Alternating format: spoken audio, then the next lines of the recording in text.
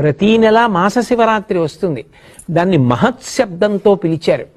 మహాశబ్దంతో పిలవబడినటువంటి తిథులు మీకు కనపడవు. మహాశివరాత్రి అంటే ఇక ఇంతకన్నా నువ్వు ఉపాసన చేయడానికి తేలికైనటువంటి రోజు రాదు. అందుకే ఆ రోజు మీరు తెలిసి చెయ్యండి, తెలియక చెయ్యండి, కొన్ని కోట్ల రెట్ల ఫలితాన్ని భగవంతుడు అనుగ్రహించేస్తాడు.